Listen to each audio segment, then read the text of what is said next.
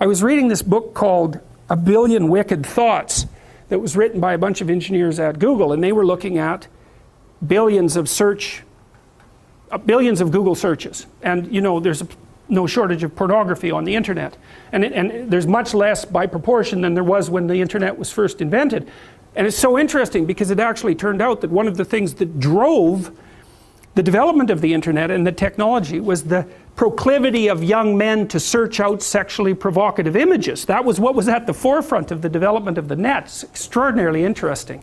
They were motivated to use it for that purpose, and that provided the platform from which it emerged. Amazing.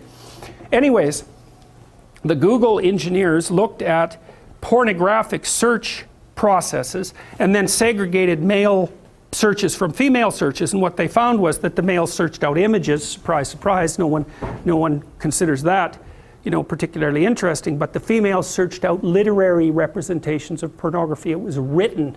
And so I can give you an example of that. If you know about Harlequin romances, does everybody still know about those? Anybody not know about those?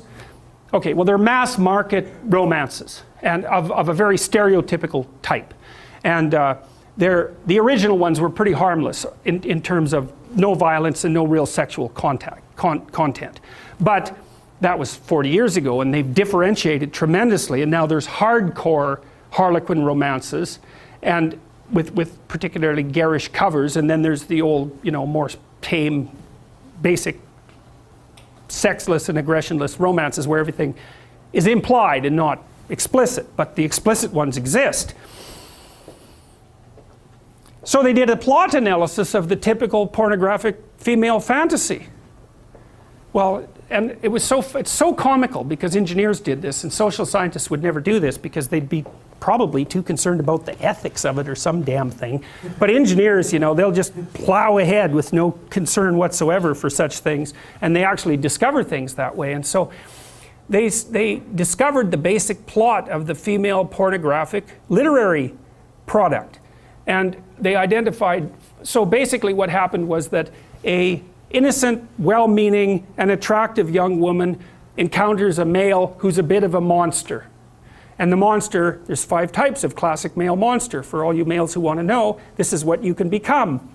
Vampire, that's a good one. Werewolf, billionaire, pirate, and surgeon. Okay, so that's very interesting because, well, first of all, there's a dominance thing. Now you're actually blushing, you know, you're actually blushing about that. That's very, very funny. So, sorry to point it out, but it's so comical, you know. I know, it's so funny. I was reading this, it was just cracking me up. I thought, oh my God, really? Pirate, vampire, oh, that explains it. What about all these damn vampire shows, right? They're so popular online, they're so popular on Netflix. Oh yes, and then there's the werewolf. There's nothing sexier than a werewolf, apparently.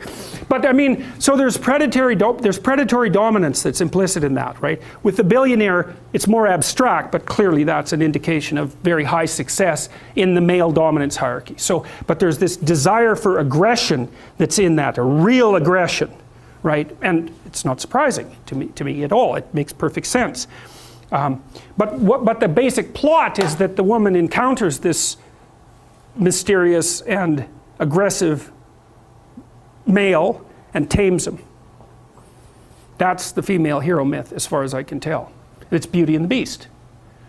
And so it's because, well, there's no fun in taming someone who's already tame.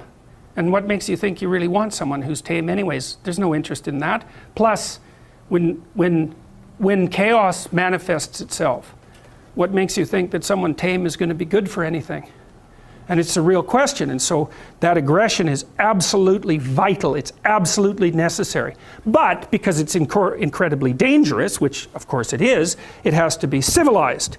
And so what happens is that the archetypal female in these pornographic romances seduces and tames the aggressive male.